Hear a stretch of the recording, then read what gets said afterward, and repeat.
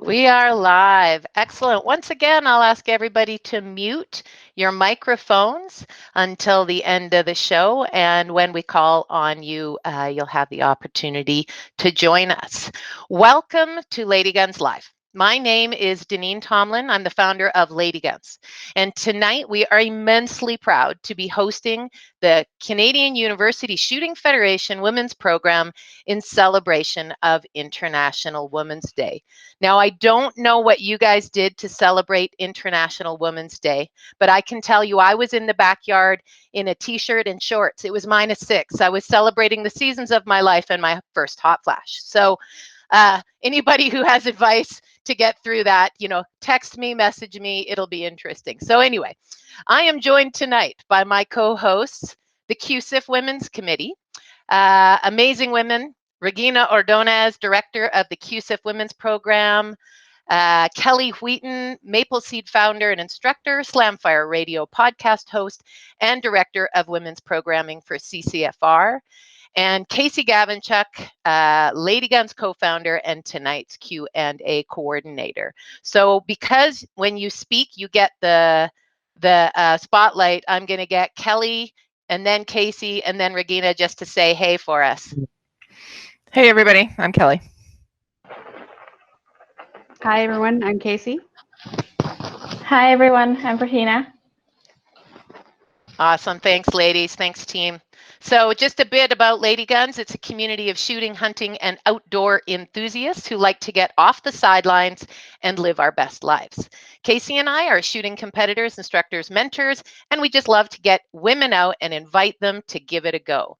We are hoping that Ladyguns will educate, advocate, and empower the community to come together, help each other out, and lift each other up. So tonight's event has some great sponsors. CUSIF has the Cabela's Outdoor Fund, where if you round up, the money goes to the Outdoor Fund, and then it gets distributed to great activities and organizations such as CUSIF, Vortex, Beretta, R&R Rentals, and the Stittsville Shooting Ranges in Ontario. We also have some amazing prize packages tonight that we will be giving away throughout the evening. The prizes are from CUSIF, Project Maple Seed, Bolt Action Coffee, Ladyguns, and Beretta. So to get us started, I'd like to invite Regina to tell us a little bit about CUSIF and the CUSIF Women's Program. Regina, over to you. Thank you.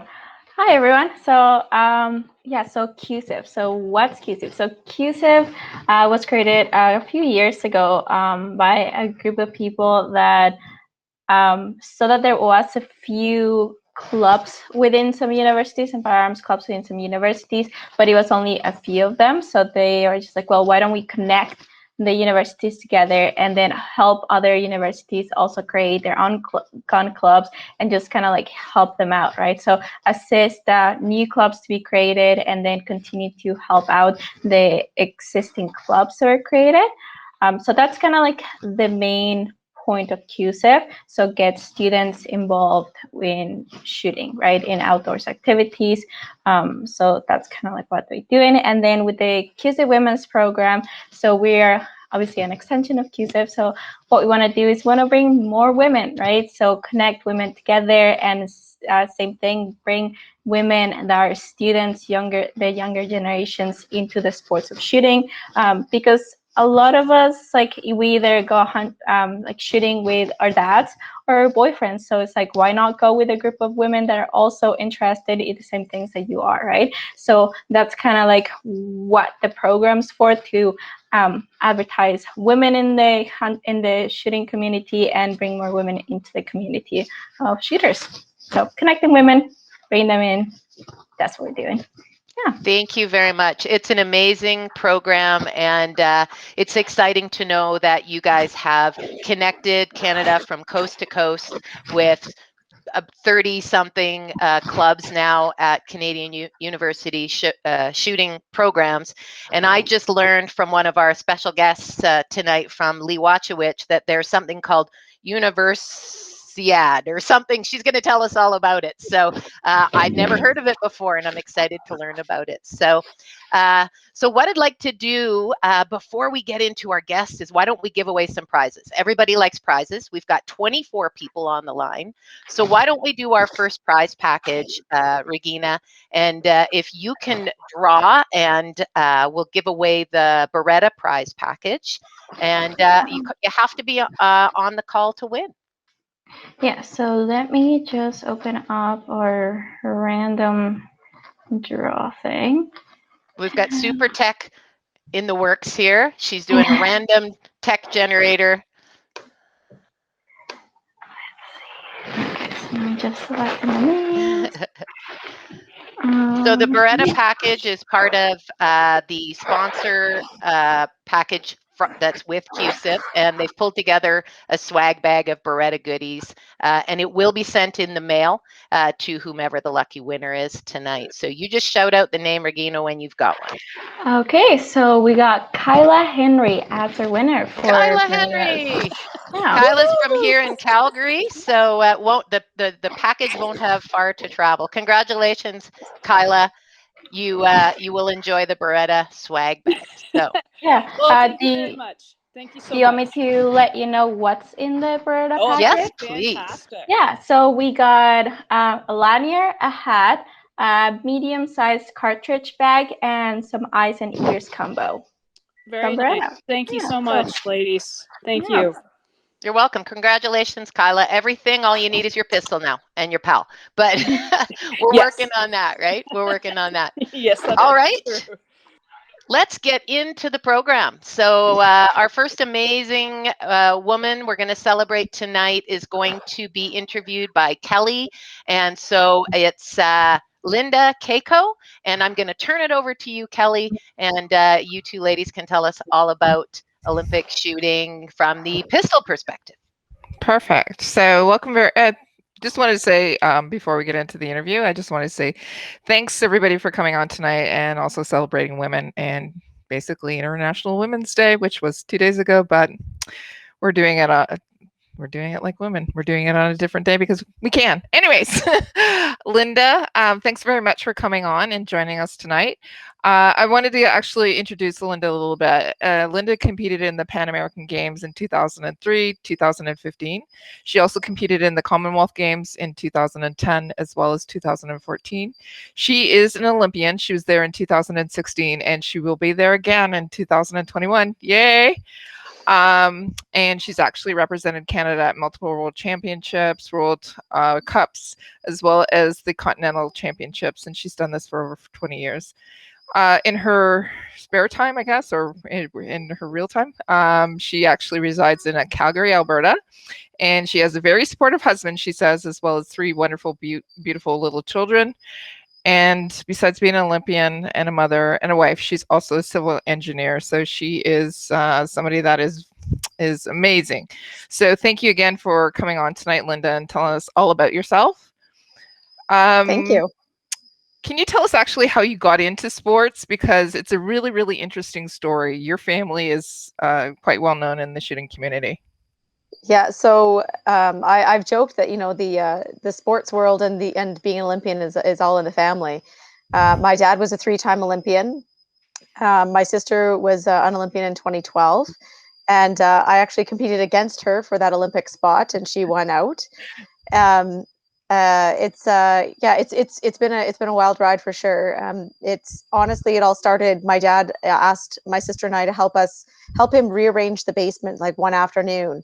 And I mean, he was hearing it all from me saying like, this is a terrible way to lay out the basement. We're cutting off the access. Like, this doesn't make any sense. And he said nothing. He just said, okay, move this here and put this here and adjust this here. And by the time we were done, we had this like air pistol range in the basement. And then he's just like, well, now that we've built it, do you guys want to give it a try? And we're like, we just spent like how many hours? Sure, of course. So yeah, like that's it. I mean, like the rest is probably history, but that's pretty much how it all started. Is my dad just kind of asked, hey, do you want to try? And we've been there ever since. Okay. Do you want to tell us about your dad himself? He's an Olympian. And how many times has he been there? And also your sister. Actually, you said that already, haven't you? That he is 3 times. Yeah. So my dad was a 3-time Olympian. I think when I started shooting, I didn't even really know he was Olympian. He'd actually kind of more retired from sport by the time I came along. I mean, he was still competing a little bit when I was very young, but I don't really remember that. I mean, he'd still go to the shooting range and kind of hang out, but he didn't really get back into the sport until he started coaching when my sister and I started. And then he got into coaching and he raised up in coaching and he was getting his international coaching license. He was the national coach of the Canadian pistol team, actually, when he passed away in 2005. And yeah, it was pretty amazing. It was a very cool thing that I got to kind of travel with my sister and my dad and got to go and compete in such an amazing sport. Wow. So essentially he is your mentor. Somebody who else actually is who else inspires you who else is somebody that either inspires you or has been a mentor along the way? I think that there's been lots of people who have been mentors. I mean, my sister for sure. She just always seemed to have a knack for being such a great shooter. I always felt like I had to work a whole lot harder for it than she ever did. But at the same time, like all my teammates, I mean, I'm looking at one of them like, hello, Lee, I see you there.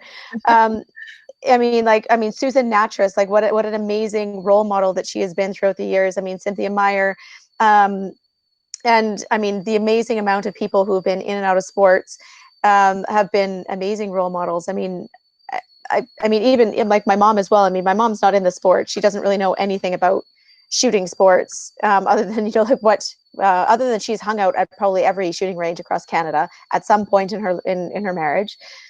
But there's always been such great support and encouragement and even rivalry and like helping to pull people up. And I had a teammate recently say, well, you have to train with people who are doing what you want to be doing so that you can see it happening. And then you start doing what you want to be happening. And then you believe for sure that you can absolutely do it.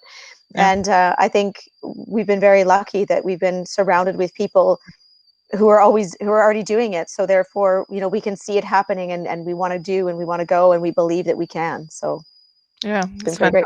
Fantastic advice as well. Yeah.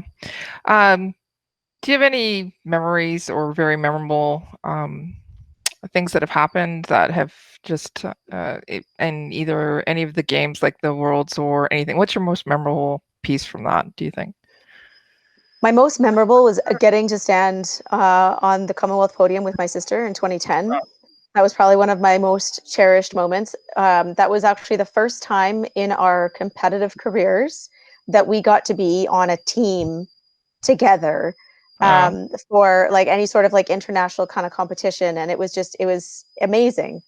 And I mean, we got the bronze medal and that was fine. But I mean, when we go back and look at it, we'd actually tied for the gold and we got the bronze on the count back. It was the most bizarre thing that ever happened. I mean, how often does a tie happen like that? So that was definitely one of my more memorable experiences. And probably the other one would be at the Pan American Games in 2015, competing on home soil.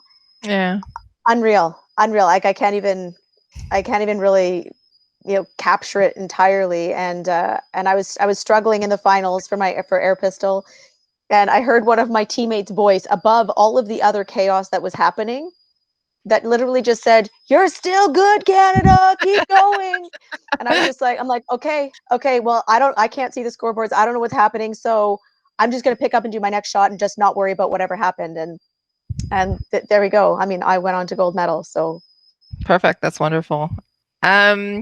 Now I do have a question. Have you had any heartbreaking moments or really disappointing moments along the way?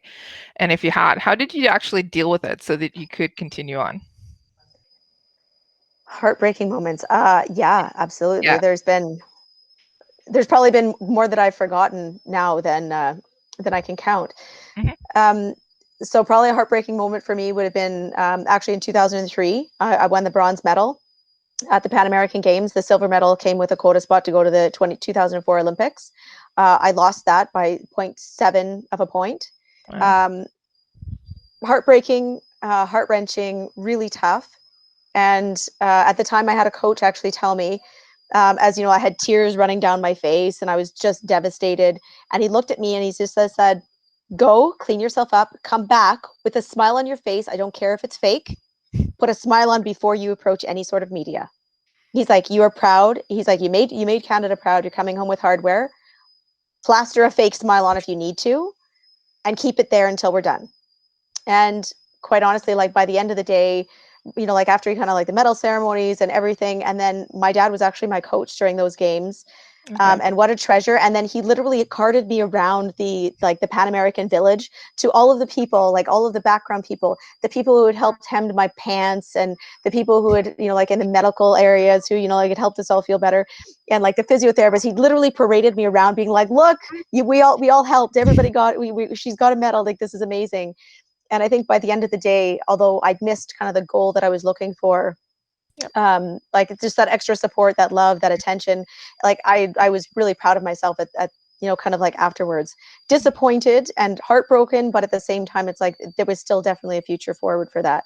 Right. I mean, and then I would say like there's been loads of moments like that. I would say even coming home from the Olympics in 2016, I mean, I was heartbroken. I didn't perform the way I wanted to. It took me, I'm going to say probably a good 3 or 4 months to just come to terms with the performance that I had, which realistically was a good performance. It was reasonable. It was how I'd been performing all year, but I had hoped for more, and I wanted to perform better than I had all year. And it wasn't until I kind of came home and could reflect and kind of sit and settle and soak on it that, I mean, sports isn't all of who we are. It's a part of who we are. It doesn't define us.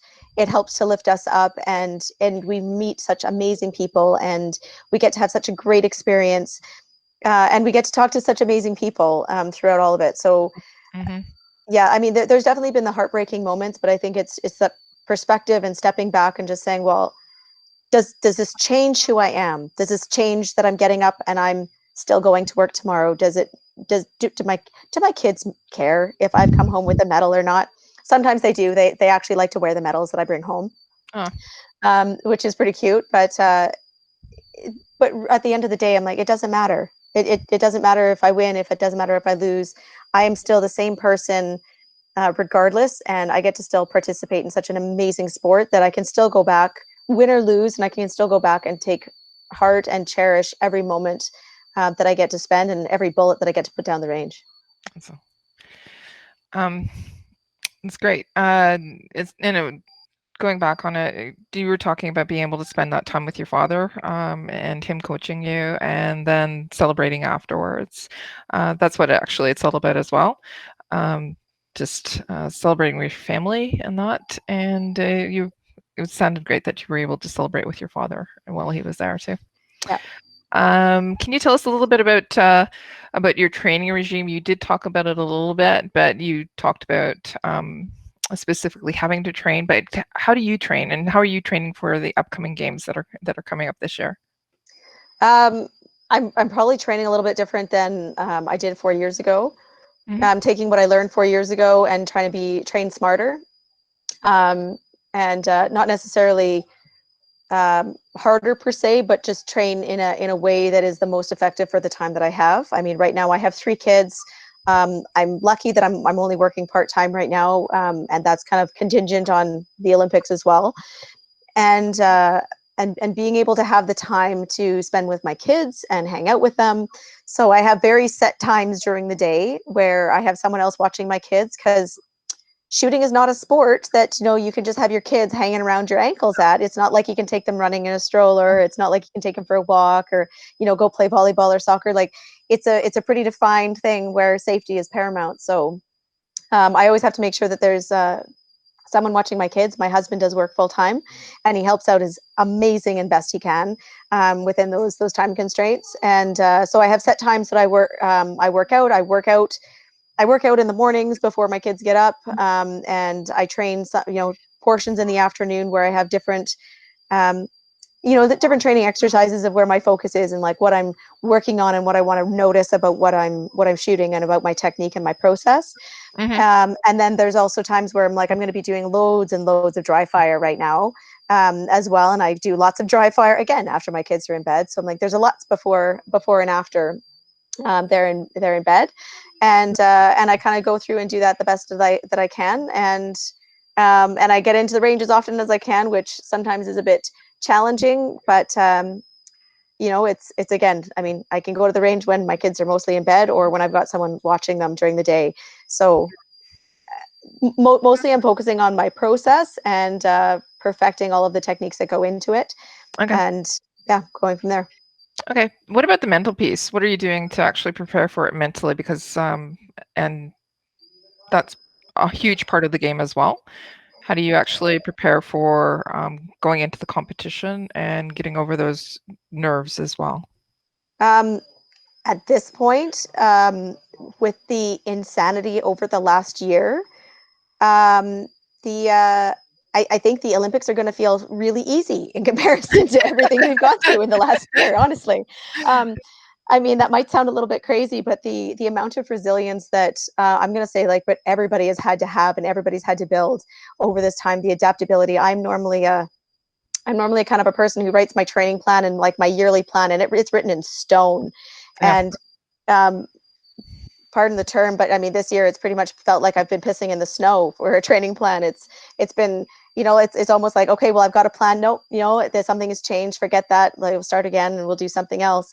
So the adaptability and the resilience is almost coming with it as I kind of go through that. And there's definitely been up times where I'm doing really well, and there's definitely been down times where I'm like, okay, you know what, I'm not coping well, and that's when I call my sports psychologist, and they're glorious. I actually have two of them at the moment. Okay. And they have different strengths, and they help me with different things. And having someone to talk to, just kind of being like, someone please understand where I'm coming from, and that, like, I'm not going crazy, and that everybody is struggling and everything's a little bit different. And then going into that performance pieces of understanding where I am, understanding my performance, and understanding what I'm capable of, and removing the expectations of the capability, and just really going down into the performance and the process, and just focusing on what I can control and letting go of the things that I can't. Okay. What about tips for new competitive shooters? What if somebody's looking to get into competitive shooting, or is interested in trying out for the Olympics? What tips can you actually give them? I would say that's almost a tough one. I mean, just try it out. Like, pick up a gun, give it a try. I mean, oddly enough, of all the people that I've ever taken shooting, everybody has a very specific preference of which gun they like, oddly enough. And no one knows what it is until you pick it up. It's almost like trying on a pair of shoes. You try on a couple pairs of shoes and you're like, ooh, this is the one for me. And some people love the revolver, and some people love a shotgun, and some people love like the bolt action rifle. Like, I can't even predict what people have an affinity for and where their passions lie, and what, like, feels right to them. But everybody seems to have that gun that feels right and that works. And what I think, once you have that, then, like, that can help to guide you into what sport you want to go into, and what discipline you would want to specialize in, and where does your passion lie? Like, what makes you excited and makes you want to do more? Yeah. What about Canadians supporting our athletes? What would you think, or sorry, like, how can they actually support the athletes that are going to be going out to the Olympics, and also the Worlds and that as well? So what can Canadians do to help support you and other athletes? I think specifically when it comes to like the shooting sports, it's a bit tough. Canadian shooting sports always feel like it's almost like a politically incorrect sport. And that's always a bit of a challenge. And I think it's just being educating and being out there to be able to, educate that shooting sports are a really great sport. It's quite honestly the safest sport that's out there. Like, it's the chance of getting an injury in a shooting sport is, almost nothing. I mean, you're more likely to throw your back out picking up all your equipment than you are to, like, have an injury when you're on the range. So I think it's one of those things where it's education and understanding, and an open-mindedness to say, hey, like, what's going on and how could we help support you? Most Canadian shooters are self-funded. It's not like an athletic deal where someone's, like, working for Adidas and they're getting to have a huge contract. I mean, we're doing it because we love it. We're doing it because we're passionate about it. And I think being able to share that passion with athletes would be really fantastic. Well, is there anything that you want to share with the ladies that are currently on the podcast that we're doing this evening, or they'll be looking at in the future? Anything about whether it's the shooting sports or just basically women getting involved into the shooting sports? I think they would be fantastic for women to get involved. I mean, I'm also an equal opportunity. I think everybody should get involved, but definitely, women and like teenagers. Like what a great gift I had, quite honestly, getting into shooting sports when I was, like a young kid, like just before my teens. The focus and the drive and the determination that it gave me. I mean, I was really uncoordinated as a kid. So when it came to other sports teams, I had some sports skills, but really not a whole lot. And having the opportunity to be in shooting sports was really amazing. It gave me focus, it gave me determination, and it showed me how to be, really in the moment of an activity, and that has been amazing throughout the rest of my life. Okay, great, fantastic we have- advice. I Yeah, have a couple questions. Oh yeah, here. I was going to say, grab it, let's Casey. pass it over Go to for it. Casey. She has a question for you. So from Jennifer, she said, how do you get into the sport? How did you get into the sport in such a competitive way? I know you said your dad guided you, but how would others get into this competitively? Were you approached by coaches, or it just seems like such a big leap? So my dad was he was our coach. My dad coached both myself and my sister, and even Lee to a little bit as well. Lee and I have actually been shooting our entire careers together. It's I think it just depends on where you are, and if you walked into most shooting ranges and you were interested in like learning more, there's loads of places that are interested in helping you out, and there's definitely clubs within most cities. They're more geared towards the competitive side, and there's so many different competitive streams. I couldn't even name them all. I'm like, I know like the Olympic stream and the ISSF streams, but I mean, like there's so many, like the IPSC and the cowboy action shooting and the and all the other ones, or the frontier shooters, like there's so many like that I can't even name off the top of my head, that I think it depends on where your interests lie, and kind of like looking to see how you want to get involved. Yeah.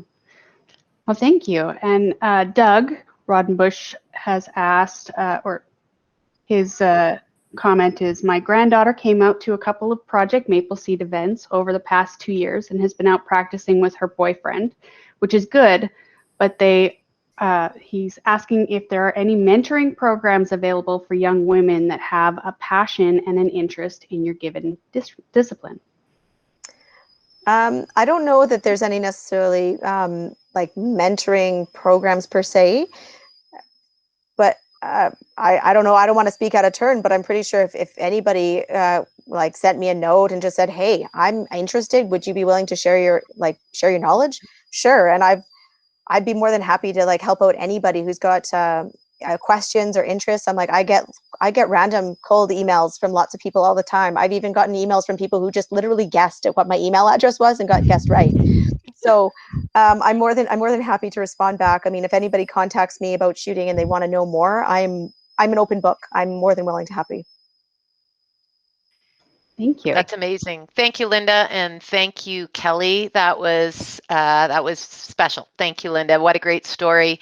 And I had no idea that Lee and yourself were so close. It was actually complete happenstance. We had a rifle shooter lined up to join us, and she is in university exams, as I understand it. And so our friends at Korth Group recommended Lee as a great ambassador for the shooting sports. And so it was at the very, very last minute that Lee Wachowich joined us. So you're absolutely a team player, Lee. I appreciate it. So why don't we switch over to you now? And I'll try and do a little intro. I'm sure there's so much to talk about. It's better to have you chatting than me, but you are also obviously a pistol shooter, and I've got you down for 2 Olympic Games, 2019 in Lima and 2015 in Toronto, Pan American Games, ISSF World Championships, Commonwealth Games, Continental American Championships. And you shared with me when we chatted earlier today about your time when you shot, when you were in university at this amazing event that you're going to tell us all about. So why don't you lead off with telling us about this University Olympic Games that I'd never heard of, and tell us how your experience there built you up to the Olympics. Yeah, so unfortunately, I haven't been to the Olympics. That's my one target. You know, me, Lynda, and Dorothy have all been fighting for that. I've done 4 Pan American Games, Commonwealth Games. You know, had a lot of the build-up opportunities. Just, you know, when there's so few spots. You know, me, Lynda, and Dorothy have all been fighting for that. I've done 4 Pan American Games, Commonwealth Games. You know, had a lot of the build-up opportunities. Just, you know, when there's so few spots to get to those Olympics, that competitiveness amongst us ladies is always, you know, always a fierce competition. And so unfortunately, you know, probably the closest was with 2015, sitting in first, going into in the middle of finals, and then unfortunately, you know, having a little bit of a slip and dropping back and ending up in 4th, where Lynda took the gold in that event. So, but at that point she already had a quota, so she couldn't get a second one. The University Games. So, you know, knowing this was supported by, you know, the women's shooting in university, that was something that was an amazing opportunity. And I know Lynda got to go to a World University Shooting Championship. So that we've each gone to one of those. Those are specific to just shooting. So it's university students from all around the world come together wherever the match is being hosted. Mine was in the Czech Republic. Lynda, I think yours was in the Czech Republic as well. So she's nodding. Yeah. Yeah. Opportunities there. So that was in 2006. I went to that and I ended up in 3rd in the air pistol event. So moved up and ended up just behind a couple of young Korean ladies. And then the next year they hosted the World University Games, which is a multi-sport event. So it's very similar to the Pan American Games or the Commonwealth Games, but it's worldwide. So it's, you know, they almost refer to it as a university students Olympics, where it's all sports and literally every country is kind of sending their top athletes. And so it was really interesting to see that, where a lot of the countries were sending members of their military who were in university. So the competition at that one was really tough. I shot one of my best international scores there and still ended up 19th. So it was a really, really tough go. But, you know, we had an amazing opportunity. You know, being in Thailand was just, you know, it's another one of those experiences. It's part of the joy of getting to compete at that international level and represent Canada. It's something that's very different. Well, thank you so much for sharing. What a whole new piece of information for me and maybe some of the people on our show tonight to know that that exists at the university level. I can honestly say when I learned about the Canadian University Shooting Federation in the 2020s, I was shocked that we had shooting clubs, very excited. And immediately Casey and I jumped up to see what we could do to help and mentor, because I think it's absolutely the right thing to do. And I can't wait to see more ladies joining in the CUSIF events. So why don't we dial it back a little bit, Lee, and talk about how you got started and who your coaches and mentors were when you were starting in the sport. So I had an interesting start. So Lynda and I actually started within a couple of months of each other. You know, it's been one of those. My start was a little different. So my dad actually was very active in the ISSF side of the world, and one of the gentlemen that he was working with or competing with was looking for juniors to start for the Canada Winter Games in '95. So, you know, that kind of dates us. But so me and my two sisters started, and we, similar to Lynda, we were on a farm though, so we took up half of the garage or the Quonset for the tractor repairs and set up a range, and some of the neighbors started with us and that kind of stuff. And very quickly, my two older sisters realized that they were too old to qualify for the Canada Winter Games.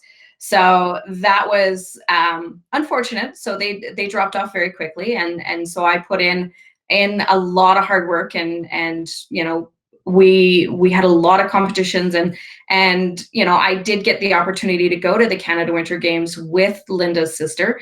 I just missed an individual medal because of a misfire on my air gun. Not sure what happened there still, but we came home with the team gold. So you know, it was a great opportunity to set up for success. And you know, through the years, coaches, mentors, there's been lots of them. You know, I worked with Lynda's dad for a number of years, looking at adopting things from different coaches. You know, you talk to different people, you hear things differently. You know, you can never say one coach is bad. It's how you listen to what they present, and how it comes across, and whether it works for you or not. You know, it's one of those things. I always take pieces and try and understand what a coach is giving me. You know, when you start looking at the amazing people within the shooting community, it's one of those things that everybody seems to be there and wants to support. You know, if I were to reach out and say, hey, Sue, or hey, Lynda, can you help me with this? You know, both of them would be there in a heartbeat. You know, that's just the way the shooting community tends to be, is we're super supportive, we're super engaged, and we're going to do anything we can to, you know, help you get better. I love that. And, you know, it's kind of funny because a bunch of us on this call and in the shooting community don't often think about the International Olympic, those kind of shooters as part of the shooting community, because, you know, we don't see you at our local ranges. At least we don't know we're seeing you there, because there are ranges specific to some of the sports that we are talking about tonight. And so I love that we are all part of the same community, and it clearly is a helpful and inviting community. And if there are a couple of ranges that you guys want to give a shout out, I know you're in the Alberta area, and if there are a couple of ranges that are specific to ISSF or that kind of Olympic style of shooting, you know, feel free to give them a shout out, because I've never been to any of them, so I'm sure they're out there. So. For sure. Yeah, no, Lynda and I both train out of the Calgary Rifle and Pistol Club up in the Northeast in Calgary, and they're super supportive for us, which is fantastic. You know, members only club, but you know, if you want to come in, check things out, you know, everyone there is always willing to help and answer questions if you're coming in. Wonderful. Thank you. And I loved you pointed out about what I call the toolbox. It's my shooting toolbox. So no matter where I take courses or who's giving me tips and tricks, it goes in the toolbox. Some stick, some don't. Some instructors and mentors and guides speak a language I understand, and some I just don't get what they're talking about. But you put it in your toolbox and you bring it along, and it builds and grows your capability. So I love that you commented on that. So I know we talked to Lynda earlier about high points and low points. So I'd love it for you to share with us some of those in your shooting career so far. Well, lots on both sides.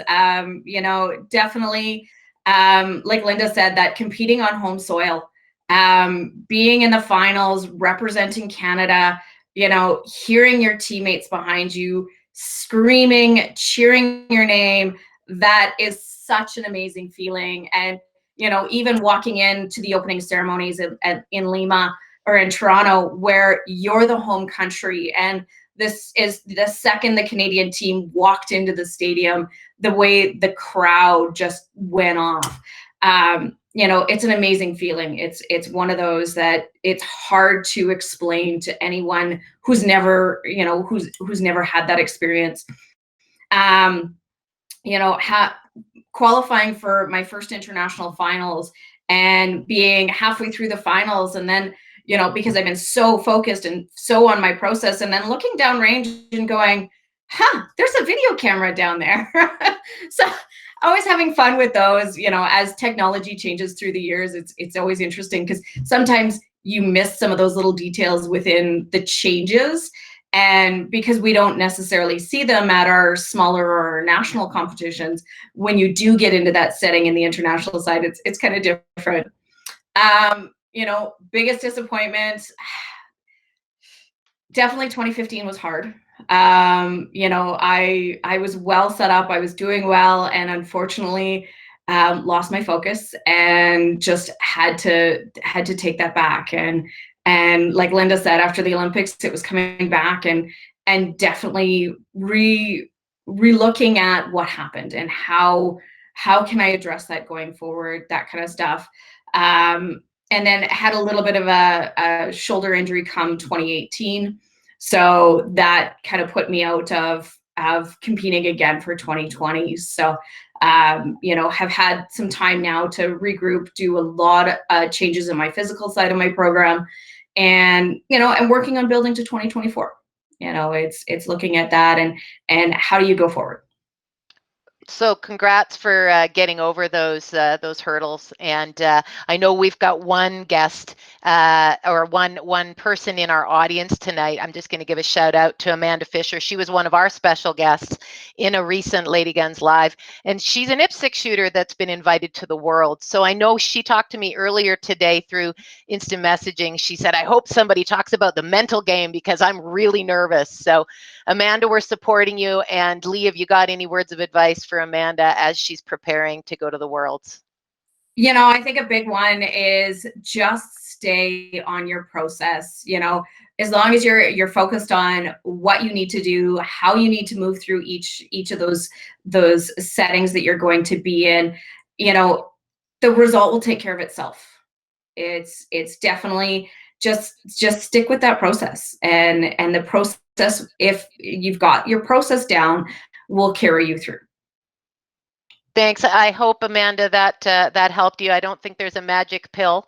I liked when Lynda talked about having some sports psychologists, and I know that there's a bunch of people that would like us to have some of those experts on a future Ladyguns Live. So if you can recommend any great speakers that can help our guests learn about the mental side of the game, whether it be pistol, rifle, shotgun, we're open to that. So, all right, Lee, let's get into some personal stuff now. What's your day job, and how do you work around that building up to the Olympics? So my day job, I am actually a health and safety and quality assurance manager for a food service provider. So I actually spend a lot of time traveling normally. I cover, up until pre-COVID, I was covering Alberta, Saskatchewan, Manitoba. And so we kind of had this little bit of a touch point before we started where February of last year, I was on 7 different flights. I was home for 4 days for a total of 36 hours in the two sets of days I was home. So a lot of it comes to that dry training that Lynda talked about earlier, finding ways to work in a hotel room.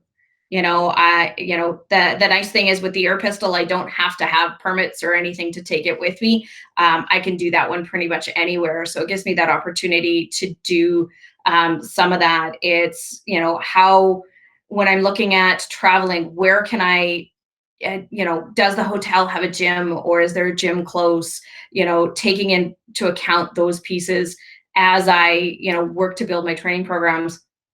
And like Lynda said, this whole last year, training programs have kind of been a bit of a crapshoot because you plan on something, and then 2 weeks, 3 weeks down the road, you're going, you've got a curveball coming out of left field. The range is closed. The gyms are closed. They're, where do you go? What do you do? So lots of learning to pivot this year. But in the past, I've done a lot with that because of the work that I do, and knowing that I'm not always going to be able to get the range time. So when I am home, I try and get to the range as much as possible. So, there's days I unlike Lynda, I don't have kids. I'm single and enjoy the freedom to go and do whatever I want. So it's I have the opportunity to manage that a little bit differently. So when you're doing all of this, I know lots of people think that athletes have special diets, and some do. I don't know if shooters on the Olympic stage or the international shooting stage have special diets. That's important, but what I want to know is, what's your favorite cheat meal? What's your favorite treat that you give yourself when you've had a really good training day? Is it ice cream or a cold beer? What is it, right? You know what? It's not something that I normally do. Just for me, I know how my body reacts when, because I'm so in tune with my body, I know how my body reacts when I have even a single glass of wine. Like it just, the next day, as much as it's one glass of wine, it affects how I'm going to train, and I'm working. So, and I have some very personal goals, that aren't shooting related, and so that makes some difference there. But if I'm gonna I had a great celebration, it was a competition, that kind of thing. That's a tough one.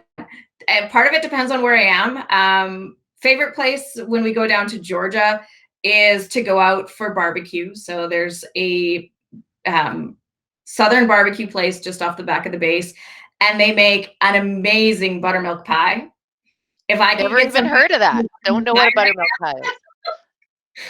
I'd be all over that pie. That's amazing. All right. So what are your hobbies when you're not shooting? What do you do for fun, to relax, to not think about shooting? So when I'm not shooting, definitely a lot of going out, catching up with friends, because between shooting and work, I'm on the road a lot. So I'll go out and I'll catch up for coffee. When I get the opportunity, I will go out of town and I'll go hiking, or just even on a road trip. That getting away and just taking a break from everything for me is huge. It lets me clear my head and just keep who I am. I'm a little bit different because I'm a bit of a workaholic. So I also have a part-time job on top of my full-time job. So it keeps me going, and it's what keeps me from going totally stir crazy, because I don't sit still well. Right. Well, you know what? I totally understand. I'm one of those people that doesn't sit still as well, very well at all. And so my last question for you is, are you a podcast or read a book kind of person? That's a tough one, because I do both. I like the podcasts when I'm on the road or when I'm working out, because it's something that I could just throw in my ear and I could be listening to.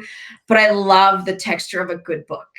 Paper, flipping pages. I know, I'm a paper trained girl myself. Anything you're reading, what's on your nightstand right now? What's on my nightstand? It's a book by David Goggins. What's the title? You Can't Hurt Me. That's the one. I love that book. Wonderful. Wonderful. Listening to it in an audiobook is also really good. So I listened to it in audio first, and then I had to buy the book.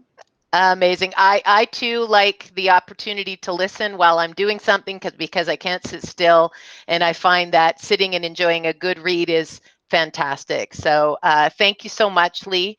Absolutely appreciate your time. Casey, do we have any questions for Lee on the Q&A side? We do. We have a couple questions. So from Jackie Robertshaw, what pistols or rifles do you shoot? So I shoot for pistols actually for both sides. I actually shoot Pardinis. So I know Lynda shoots Steyr for air and a Pardini on the 22 side, but I actually have a Pardini K12 as my air pistol, and a Pardini SP as my 22. Thank you very much. And we've got a question from Julie Patterson asking, you mentioned an age limit. What's too old to qualify to enter the Olympics? Lynda did answer and said that there was no age limit. if you can set your sights and hold steady, you can make it. One Olympics. I would have to look up which one. Free pistol 50-meter gold medalist was 17 years old, and the silver was 72. Amazing. Yeah. Amazing. I love it. So the age limit was for Canada Winter Games. So that's an opportunity that is kept for younger kids. So I think the last time shooting was in the Canada Winter Games, it was age limit was you had to be under 19. So, but for the Olympics, it's any age. So for those of us over 50, we can get started. We got a good 20 years ahead of us on this still. So absolutely, as long as we're golden. Gold. It's all about gold. The last question is from Stephanie Hansen, and she's asking, what kind of gym training do you do to prep for competition? So gym training, it's kind of a mix of both weight training and cardio, because for the events that Lynda and I shoot, we are standing in a position for upwards of 2.5 hours. And so not only do you need the core strength, but you also need the shoulder strength, because we're holding with one hand. So we're not doing the two-handed where a lot of the shooting is. It's one hand out to the side. And so all of the shoulder, the stability, the core, top to bottom, you need to have that strength and endurance. So being able to maintain that for that 2.5 hours takes a lot of work to get there. Thank you so much, Lee. Thanks, Casey, for sharing the Q&As. Before we move to our final speaker of the night, we're going to give away some prizes. So our next prize package is the Project Maple Seed prize package. Regina, you're going to look for a winner, and Kelly, you're going to tell us, what is Project Maple Seed? Okay, so Project Maple Seed is a program that's national program. It is the fundamentals of shooting, and we do it in a rifle format. So we, as I said, we are a national program.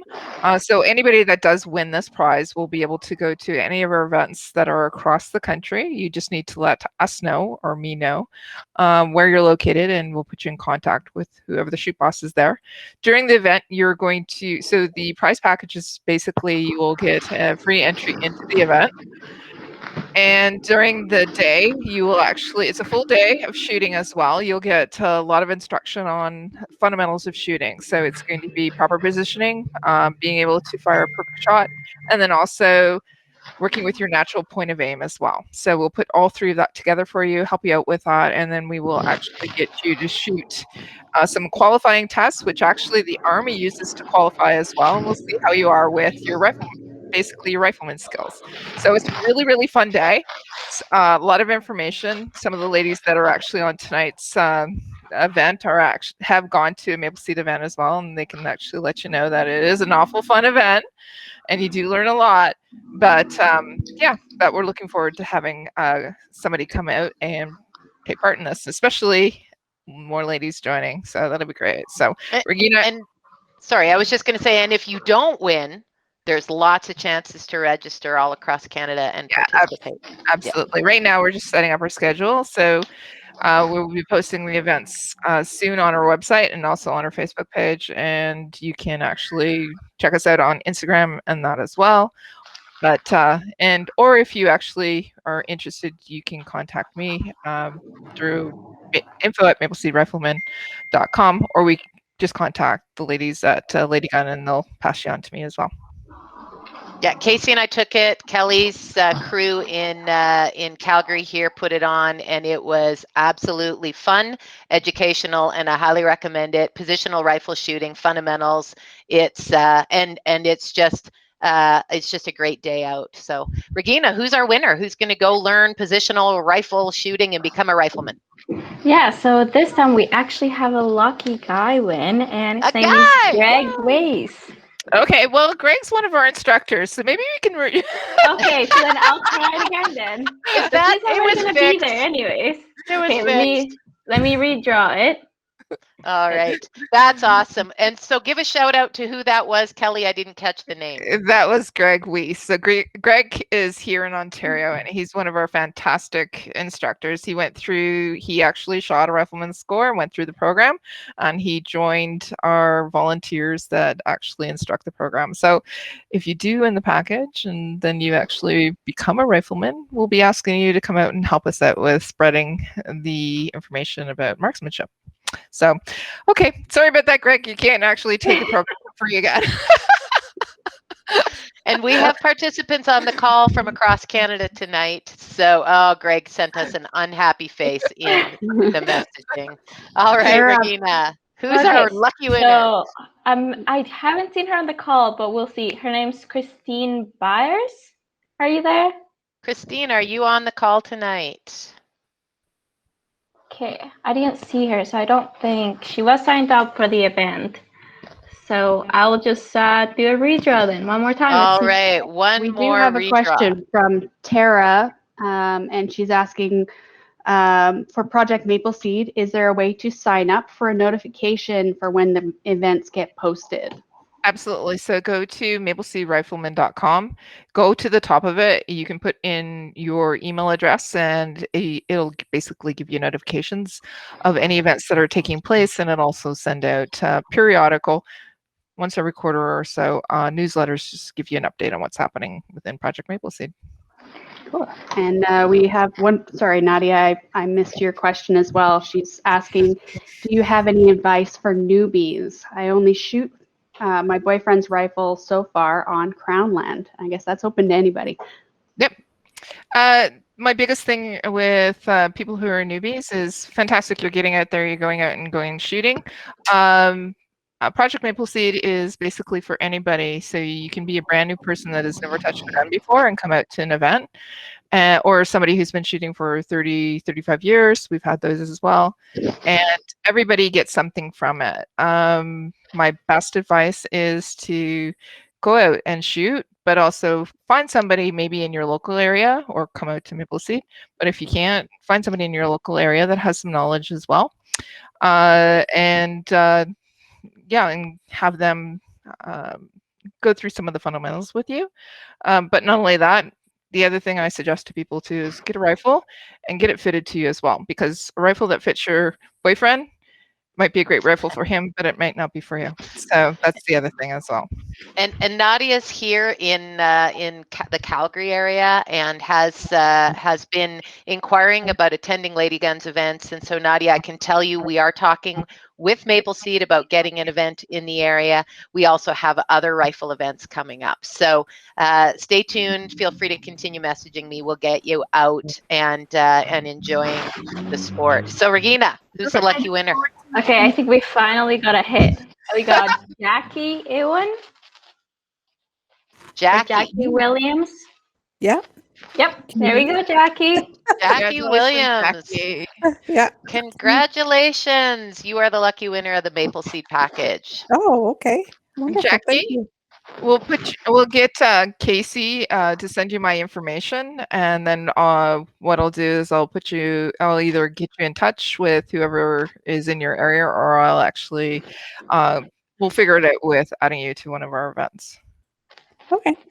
All right. Okay, ladies. Kelly, you're killing me. Rimfire Nation just started too. I think, yeah, we always compete with other podcasts that are happening. There's a great gun community out there. Kelly hosts her podcasts on Thursdays. There's so many, and we've had the fortunate opportunity to share some time with all of them. But Doug, you're going to have to make a choice. I'm sorry. All right. Let's move on to guest number 3, our special guest that is rounding out our speakers celebrating International Women's Day is Dr. Susan Nattrass. And I don't even know where to begin to talk about Dr. Nattrass's background. She shoots sport trap, both trap and double trap. I'm going to touch a couple of high points, and I certainly hope that we're going to get into a few of those things with her. And please correct me if I get any of these things wrong. I got them from Wikipedia. So oh, it's going to be wrong. Okay, well, I have 6-time Olympian. Is that correct? Yeah, that's correct. Shooting Federation of Canada Female Athlete of the Year 8 times. Yeah, I think so. Sure. Okay. 7-time women's world trap shooting champion. Yes. World record holder women's trap shooting from 74 through to 89 and double trap for 93. Yes. All right. You were inducted into the Canadian Sports Hall of Fame in 1977. Yep. The Canadian Olympic Association Hall of Fame in 1975. Yep. You were Canada's Female Athlete of the Year in 77 and 1981. I think you were between Terry Fox and Wayne Gretzky in one of those years. And 81 was for the Canada's Athlete of the Year. Amazing. Amazing. Yeah. And I think one of the proud points from talking with you earlier today is that you led a 5-year campaign advocating for women in Olympic shooting sports. And I hope we can talk about that as we move along here tonight. So I would really like to welcome our special guest, Dr. Susan Nattrass. I am humbled and honored. My first game was shooting a shotgun, and your name was mentioned by a number of the great shooters in the Calgary area. And so let's get into the Dr. Nattrass story. And I think, is it okay if I call you Susan? Yep, Susan, Sue, fine. Thank you. Thank you very much. All right. Well, I'll stop talking and let's let you talk. Tell us how you got into this and how you got started and who were your coaches and mentors. Far, far away. In a land far away, a time long ago. You know, back when Noah and I came over on the ark. So my father started trap shooting in Calgary when I was 5. So our family outings, you know, some people get to go to the lake. We went to trap shoots, you know, American style trap shooting. That's what we did. So I always wanted to try trap shooting. My older brother did it, and then he quit. And then I started when I was 12. And I basically, at the time, the top woman American trap shooter was a woman out of Calgary named Vera Holsworth. And Vera was fantastic. And she was sort of this is who I want to be, because she could beat the men all the time. So I kept going to my father. I want to learn how to shoot. I want to learn how to shoot. And yeah. Well, then Vera said to him, Floyd, if you don't teach the girl, I will. And while he goes, no way anybody is going to teach my kid. So he taught me how to started me when I was 12 and my younger brother was 8. And so we started and I was sort of mediocre, but I liked it. It was fine. And then I got better. And I think when I was 15, we were in California for a shoot, and I tied with a woman who was one of the top shooters in North America. You know, we had a shoot off. And for those of you who are thinking about the psychology aspects, one of the things I did before my one shot, I'd say, this is a good sport because pull, boom.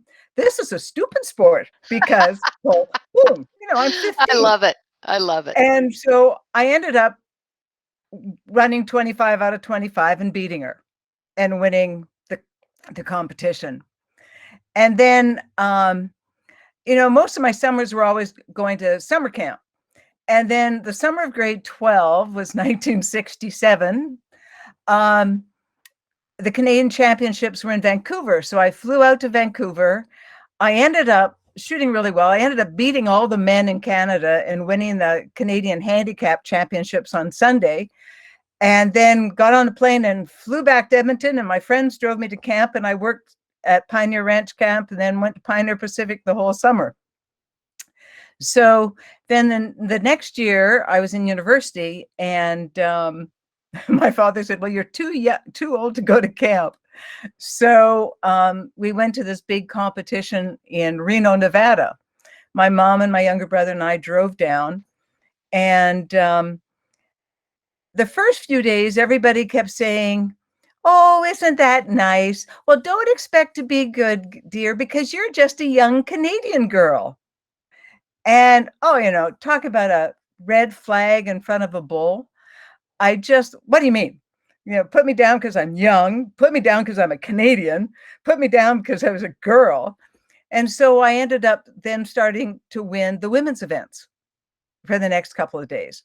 And then on the final day, I beat 1,280 men and won the handicap championships. Amazing. So the t-shirt that says, "Go ahead, underestimate me," was actually written for you. Oh, yeah. Yeah. Yeah. That was a year of people underestimating me. I love it. I love it. Excellent. And, and who was coaching you at the time? Well, what started as my father quickly turned not a good thing. We're both very similar and really rubbed each other the wrong way. So my first world championships were in 1969, and he and my mom went with me, and he was my coach. 1970, the world championships, they both went with me, and it was terrible. The things that he did as far as never letting me relax, just nagging, and to this day, some of the things that he used to do to get my attention still puts the hair up on my back of my neck, just So anyway, then I banned him because what happened, there was a shooter from Montreal, his name's Harry Wilsey, big time skeet shooter. And Harry and my father were in the 64 Olympics together. And after that, the championships, because just my father yelling and all that kind of stuff, I didn't win the medal. I came 4th or 5th. And I was just so upset, and I was ready to quit.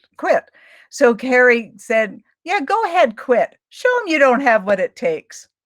What do you mean? So I decided I didn't want to quit. And so the solution was that I had to ban my father from going to international competitions. And my mom was my coach. My mom went with me. And I found it interesting over the years that every time I won a world championship, someone would claim that they were my coach.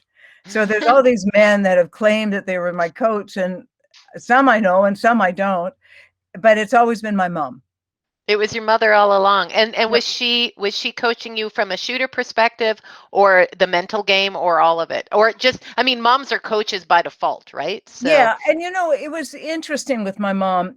She watched more shooting than anybody you'd ever imagine, because she started going with my father, 10 years before she ever started going with me anywhere. So she's watched the game, and she's was a really good judge of of what you're doing. And it took a lot of my encouraging for her to have more confidence in her coaching ability as far as the skill. But the main thing was she knew me, and she knew what I needed to do and not do, that kind of thing. And but she knew the sport, and she knew how I shot the sport. Even in her 90s. I mean, I won my last world championship. She was with me. It was in Croatia in 2006. And I won my last world championship on her 86th birthday. Oh my gosh, that's amazing. Oh, that is truly an inspiring story. That really makes us all want to get out with our moms and shoot. I think that's pretty cool. And she was good. I mean, she's really was the exception. She was really quite exceptional in that how she would be so supportive. And I remember, in her latter years, even in her 90s, I'd take her out to the Vancouver Gun Club, and I would practice, and I'd come back to the car, and I'd say, I just don't know what I'm doing. And she said, "You're too high." I went, look at her, like, you're kidding. And then I'd go back out, and she was right. Well, she figured it all out from the sidelines, and she was able to help you through the process. So what a team. I think that's amazing. Totally fantastic. So seeing as you've got such an amazing and illustrious career, we've asked the other ladies about high points and low points. I hate asking because there are so many places you've been, but can you share with us some of those high points, some of those low points, and touch on that? How did you overcome some of those low points, that mental game side of things? I think, well, there's so many high points. It's hard to sort of narrow it down, but I'll try. I mean, to win my first world championship, the year before I had set a new world record. And so I was really geared towards this world championship. Then 3 weeks before I was supposed to leave, I was rushed into emergency surgery. And I'm in the hospital, and I mean, I saw my doctor on Monday, and Monday afternoon, he said, I think you should go to the hospital. And he said, and maybe not think about go to the world championships. And I mean, I'm walking thinking, I'm going to the world championship. Of course, of course. I ended up having emergency surgery, came out of it on, Tuesday morning and that. And then Tuesday, when my doctors came, I said, I still want to go to the world championship. So they sort of put me on a regime on what I could do and what I couldn't do. And then 2 weeks later, my mom and I went to the world championships. They were in Bern, Switzerland, which is just so beautiful place. But we got there. Well, first off, because everybody was there, the Canadian team, we had to take trains, and I couldn't lift. So my mom is carrying the guns, and I'm trying to let her. I mean, I'm not supposed to lift too much, and it was just a horrible time for her. But we got there, and the Canadian team had canceled our hotel reservation, so we got to stay in the YWCA for a couple of days. Are these high points or low points? I'm starting to lose track.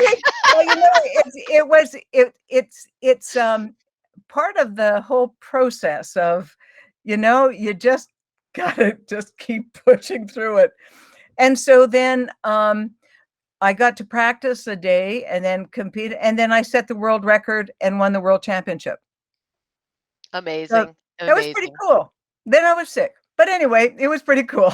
That is absolutely very, very cool. And thank you for sharing. And I know many of you guys know that Lee and Lynda are both pistol shooters. And I mentioned Susan's a trap shooter. So the weight of a shotgun is considerably more than that of a pistol. And so having to carry that around is a big deal. Yeah, and I carried a pair of them, two of them. So my shotgun weighs about 9.5 pounds. So, you're lifting that, and it gets heavy. So for shotgun lovers, what did you shoot? What was your prized possession for your competitive gun? Well, I still am competing. I'm going in May to a World Cup in Italy. Of course. So my shotgun I first started off with was a Remington 1100. Everybody's started with a Remington 1100. I set all sorts of North American records in American style trap, an ATA trap, using my Remington 1100. And then I moved to a Perazzi, and I won all of my world championships with Perazzis. They're a wonderful gun from Italy, for those of you who aren't Perazzi. It's a really beautiful gun. And I've also shot Beretta for 4 years. Mr. Beretta wined and dined me, and I shot his gun for the '88 Olympics. Wasn't he lucky, Mr. Beretta, getting to take Miss Susan Nattrass? I was lucky too. It was really fun. Yeah.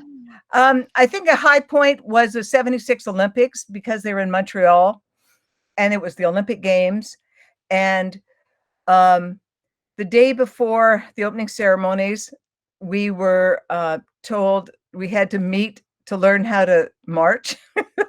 So there's the Canadian team in the athletes center learning how to march, and this little sergeant major lined us all up according to height, and then we had to march left, right, droite, gauche, gauche, gauche, droite. In both national languages, of course. Oh yeah, and so we're doing it, and so then the next day is the opening ceremonies, and so we're marching in, and we're concentrating because he's yelling out left, right, gauche, droite.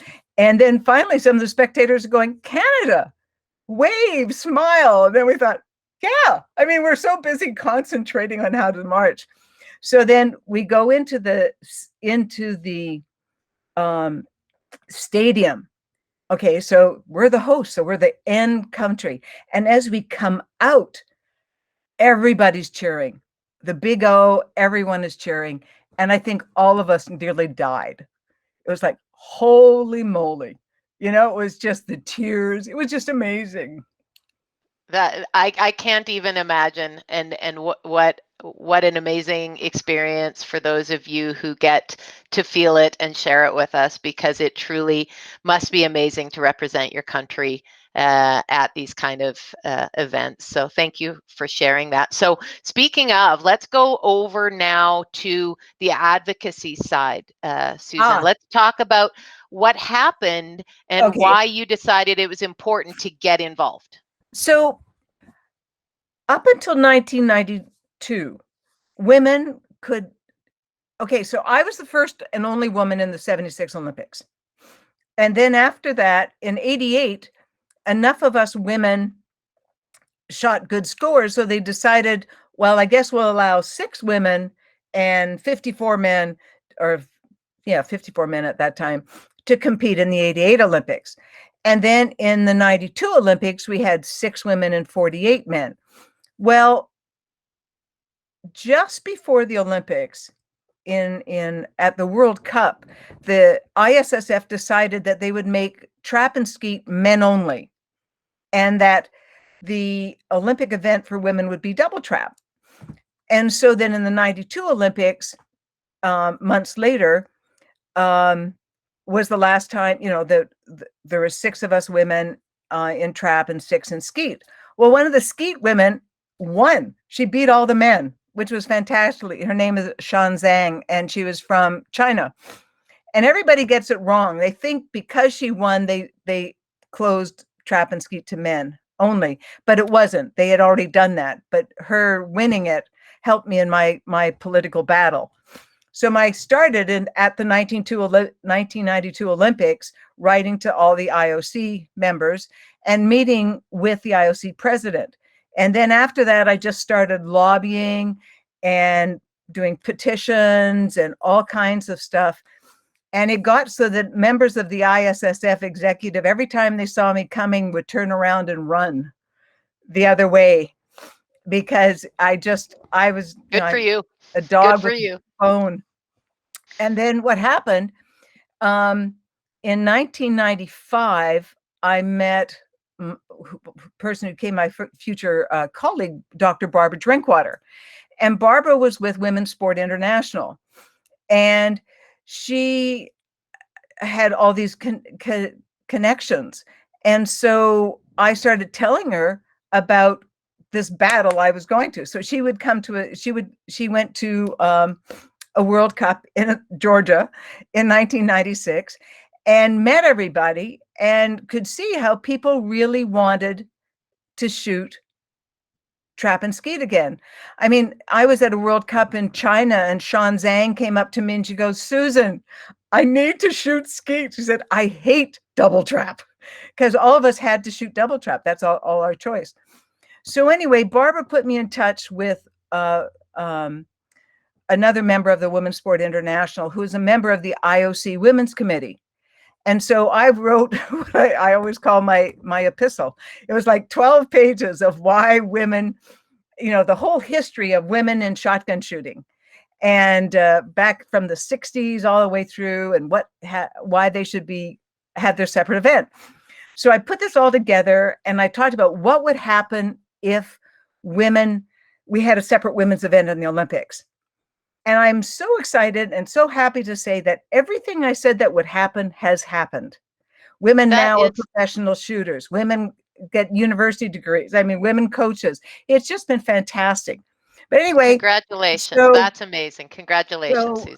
The IOC Women's Committee was headed by an American, Anita DeFranz. And Anita took up the band, and she knew the president of the ISSF and started, talking to him about it. So in 1997, I was at a World Cup in Italy, and the general secretary of the ISSF came up to me and said, "You won." I looked at him, I said, "Won what?" I'm still in the competition. And he goes, the IOC has just announced that women's trap and skeet will be an event at the 2000 Olympics. And Amazing. Like, yes. That, so that everybody needs to do some kind of air clap or golf clap. That is amazing. And I really want to know, Susan, does that epistle of yours, that document, live somewhere? Did you publish it? My desk and in my computer. You know, but I really need to get it out, I think, because you do it. If you'd like to send it, Ladyguns will publish it. We'll put it on our website. We'll share it with all the women shooters as a motivational piece because you're such an inspiration. Well, then my battle wasn't finished. So then what they did is that they made the men shoot 125 and the women only shoot 75. So I saw Anita DeFranz after that, and I said, when can I start doing about the same score? She said, well, let's just get through get through the Olympics.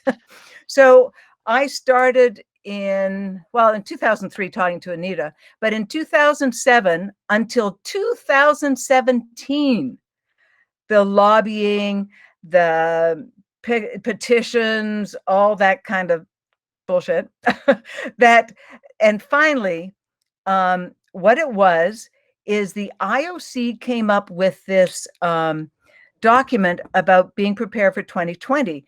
And I wrote to the ISSF executive and said, this meets, if you allow women in all the shooting sports to shoot the same number of targets as the men, this will qualify in the IOC's recommendation for sports. And so they ended up passing it. And so now, starting in 2018, women shot the same number of targets. I fought a lot because the shotgun women wanted it. They also did it for rifle and pistol. And I don't know how many of the rifle and pistol women really wanted it or not, but they got it. That's an amazing fight for equality. And thank you for doing that, because women want the opportunity to just compete on an even stage. And shooting is one of those things. It doesn't matter if you're a man or a woman, a boy or a girl. You get out there, you do it, you love it. You get the gun that fits, as was mentioned by Kelly earlier tonight, in the sport that you love, and just get out. It's an even playing field. So thank you so much, Susan, for doing that for us. One thing I have to say, and everybody says, well, then let's just have men and women compete together. But you can't, because when you do that, what happens is all the money goes to the men. You know, getting ready, you talked about a disappointment. Getting ready for the 1980 Olympics, the Soviets ranked me in the top 5 in the world in the men. And then we had the boycott. And it was my biggest disappointment because I was so ready. The year before, I had shot almost matched my world record. And I was in the top 10 in the world in the men for 77, 78, and 79. And then we boycotted. So amazing. But I, like Lynda said, and Lee would say too, is it's all self-funded. So what happens when we started to have a separate women's event, then women got funding because it's an Olympic event. And there was money. There's money for women to compete. And countries started doing the equality thing as far as, okay, it might be easier for our women to win an Olympic medal than it is for our men. That's what the Chinese did back in the 80s. And medals count, right? Medals count. Yeah, and so they got funding. And so if we put the men and women back together again, we're not going to get funding. The women will not get the funding. I can guarantee it, because I lived through it for too long where women didn't get the funding. Now they have a new event called the mixed team, a man and a woman. So that's fine, but let's not do away with the separate men's event and separate women's event.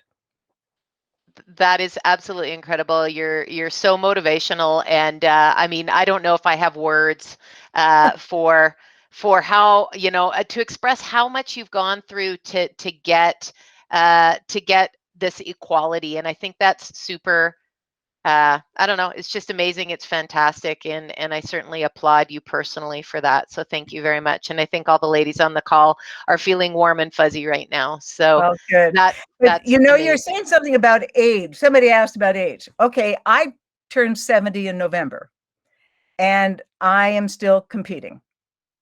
I don't compete as well. I mean, I don't shoot as well. I do have moments. I just don't have as many moments as I used to.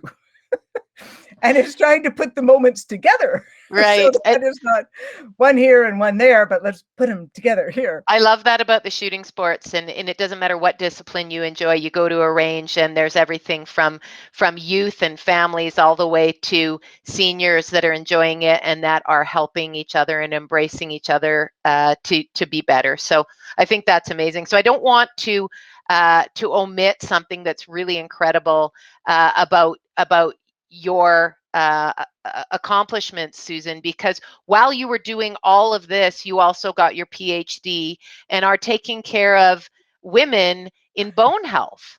So if you got a few minutes to share with us what you're doing to help women in bone health, it's truly amazing. Well, I was very fortunate. I was at a conference on women and education, and I met Dr. Barbara Drinkwater. And I had just finished, I was the director of athletics at St. Mary's from 1990 to 1995. And I was stopped doing that, and I was looking for something to do. And she talked about what she did, and I wanted to come back west. And so I went out to see what she was doing. And Barb was world renowned in the area of osteoporosis and exercise. And I mean, I had studied her stuff when she is the woman who enabled women to run marathons in 1984. She did all the work to prove to the IOC that women could run marathons.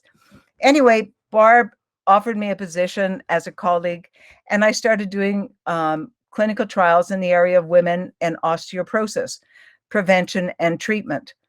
And I've been doing it ever since, and I absolutely love it. I did a longitudinal study on women athletes, masters athletes, starting from about 45 up to about 90. And actually, I had a couple of women a little older than that. And just looking at how they're, so many women, older women say, well, I don't need to do anything because I exercise and I take my calcium and vitamin D. And we're going, no, you need to do a bit more. And so this study was looking at that and just what happens to the bones and what happens when you're going along and then all of a sudden you hit menopause and your bones are heading down the tube, and what you can do. And so I do now. I'm in the midst of doing a clinical trial on a new medication. And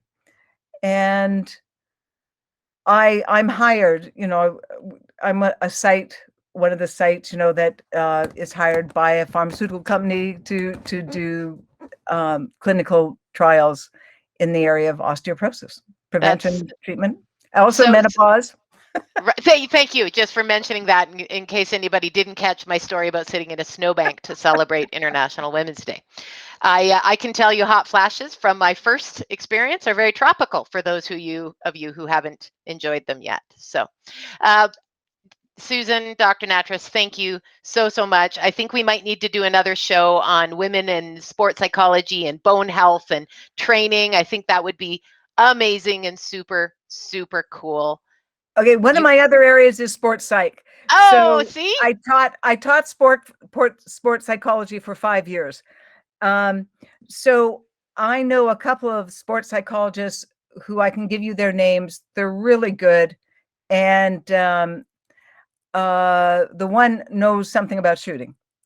Amazing. So I think we'll have to have you back. Hopefully everybody that's enjoying this show tonight will come back as well. But right now, I'm sorry to say we're going to have to go and give away some prizes again. So our third prize package is a Ladyguns night. So before we go over to that, Casey's going to tell us all about the Ladyguns night prize package. I really sincerely, from the bottom of my heart, Susan, want to say thank you very much for sharing your inspirational story, for your accomplishments, for everything you've done for the women's shooting community. We're going to have to do this again because I've got about 15 more questions and nobody else got a chance to ask. So I hogged all of your airtime. So thank you so much. Please come back again. All right, Casey.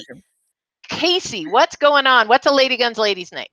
Before COVID restrictions shut down all of our events, we held Ladies Night events at our local ranges, usually around Calgary, but we've been invited to go out to Red Deer as well. And now that I'm out in Kamloops, we'll start doing some stuff here as well. And it's basically open to women of all skill levels, just to come out and have some fun in a safe and supportive environment. Deneen and I typically bring our mini firearms with us for to try, and if you've never shot a gun before, that's okay too. We'll get you started and teach you some of the beginning fundamentals, and we just have great fun. And you get to meet a lot of other women as well. Right. So. Yeah. So you don't need a PAL. It's pistol and rifle. And we do have range guns, and we do have a sorted collection, which is expanding all the time from Casey and I's Gun Safe. And we do help women of all ages and all skill levels and beginner people come out, enjoy it, feel the power, embrace the gun, all of that stuff. So Regina, you're going to tell us who gets to come and join us at a Ladyguns Ladies Night. Yeah, so I did the draw, and our winner is Tara Patton. Tara Patton. Welcome back, Tara. Yay. That's fantastic. And as AHS, Alberta Health Services, allows us to open up in the Alberta area, we will have more group sessions. But for those people who have been waiting, who have been buying tickets for sold out events that keep getting postponed, I am doing one-on-ones to try and help people stay in the range. So thank you, Casey. Thank you, Regina. That's your Ladyguns package. So we've been enjoying the Q&A, so I'm going to jump past. We had a section we were going to do Q&A, and I can appreciate we're already at 7:34. What I think we should do now is really get to the big grand prize package. The $300-ish value, the $100 Bolt Action coffee gift card, the $100 Cabela's gift card, the CUSIF swag package. Who gets to take that home, Regina? So let me just go ahead and do the draw. Okay, everybody imagine a drum roll now, please. Everybody imagine. Yeah, that's right. Air drum roll. Okay, so I only have the Instagram name. So this is the Instagram name that I got on the random, and it's JuliePat81. Julie Patterson wins the grand prize package. Julie is one of our Ladyguns ambassadors and a big supporter of Ladies Night. There she is, her smiling face. Perfect. Yay, Julie. Well done. Well done. So Regina will take care of getting the big package off to you. And I know you hate coffee, so I'll be happy to take the Bolt Action coffee off your hands. So. Well, I mean, don't forget that they also have spices. They do. That. They do. And I was speaking with the chef today that puts their spice packages together. She's going to be a guest on one of our Ladyguns Live coming up. We're going to talk about coffee and cooking and spices and things, but that's at another time. So before we let Julie go, is there anything she needs to know about collecting her prize package, Regina? So I do have your email from when you signed up for the event. So I will just email you to get your home address so we can get the CUSIF stuff mailed out to you. And then the Cabela gift cards and the Bolt Action gift cards, that will probably just be an email. I have to take a look at how we get sent that out to you. But yeah, and then same for the other ladies. Kyla, I also have your email from when you signed up, so I'll email you to get your address information so we can get the Beretta package sent out to you. And then the Maple Seed event and the Ladyguns event, that it's all done through email with both Ladyguns and Kelly. So those ones, I do have both emails as well. So amazing. we're good with that. Yeah. Thank you, Regina. Congratulations to all of the winners of the prize packages. And thank you to our special guests, Lynda, Lee, and Susan. You made our night. You made my week. It was inspiring. It was full of gratitude for everything you've done for women's shooting sports. And I really, really don't want this to end, but I'm sure somebody has to take a bio break by now. So we're going to have to close off, right? All right. So let's thank our sponsors. And when I say our sponsors, CUSIF and the CUSIF Women's Program. Sponsors tonight, Cabela's Outdoor Fund, Vortex, Beretta, R&R Rentals, and Stittsville Shooting Ranges. Prizes and prize packages came together by CUSIF, Project Maple Seed, Bolt Action Coffee, Ladyguns, and Beretta. And of course, we can't close off without doing some promotion. Upcoming events. CUSIF upcoming events can be found at cusif.ca. CUSIF is working with Maple Seed, so you'll see some events that are crossed between CUSIF and Maple Seed. As Kelly shared with us, there's lots of contact information, and I know mapleseedrifleman.com is your website, and ladyguns.ca is ours. We try and do our best to put all the events that promote women's shooting. So even if it's not our event, Casey puts it up on our website. So if you know of a gun range that's holding a women's event, a tri event, a youth event, let us know. We'll put it up there to get everybody out. Our next Ladyguns Live is Wednesday, March 25th with special guest, and you guys asked for it, pro female archer and Canadian women's champion Erin McGlattery from Saskatchewan. And she will be joining us to talk about what it's like to be in the world of archery. And I know nothing about that, so I'm very excited about it. So stay tuned on Facebook, Instagram, and Ladyguns for more info. Of course, if you register for our newsletter, you get the Ladyguns updates in your inbox. Register for the Rifleman info package or the CUSIF info package. I don't know if they're newsletters or what they are, but we all send out information. And you can find us on the web. You can find us on Facebook, on Instagram. Ladyguns is also on Pinterest. And of course, tonight's show is going to be put together. Casey's going to put some amazing stuff on the front and the back, and called bumpers or something in the industry. And we're going to put it on YouTube. And you can find us on YouTube. So Ladyguns is on YouTube. You can see your smiling faces there. You know, I think I'm supposed to say like, follow, share, something like that. Just come and check it out. All of the events that we've been doing are located there, and we're hoping to do more. So send us messages and let us know what you want to see, who you want to hear from, and we'll do something silly like this, and then we'll put it on YouTube. So I think that tonight was a huge success. I hope you feel like you celebrated International Women's Day in an amazing way. And I would like to thank not only the speakers, but my co-hosts, Kelly, Casey, and Regina. Ladies, do you have anything to share with us before we end our recording this evening? Yeah, I'd just like to add that for anybody that does want to become a CUSIF member, the memberships are $30, and you only have to go to cusif.ca, go to our store section, and then you scroll down, and that's where you'll see how to purchase your membership for CUSIF. With the CUSIF membership, you will receive discounts on any CUSIF event. You would also be supporting us, students, right, the clubs as a whole, and you would also receive exclusive access to perks with CUSIF partners and sponsors in the future, and obviously like our newsletters. Yeah. So thanks, Regina. Yeah, want to make sure to check that out. And thanks for letting us do this with the CUSIF Women's Program tonight. Really honored to be doing something to support the University Shooting Federation and especially the Women's Program. Yeah, well, Kelly? I just love working with you ladies. It's been an amazing couple of years since we've met you, absolutely. And thank you for that. Kelly, any last comments? I just wanted to say thank you very much to everybody who participated in tonight's event, especially our guests. Fantastic information and some real inspirational ladies there as well. And thank you both, Deneen and Casey, for hosting this and putting this on so that so many women can actually participate in this.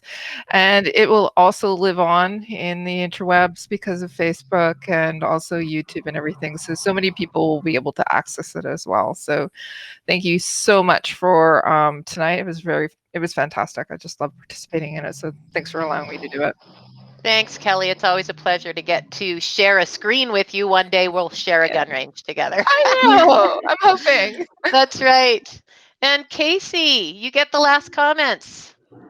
I am just so honored to have been able to hear all of these stories.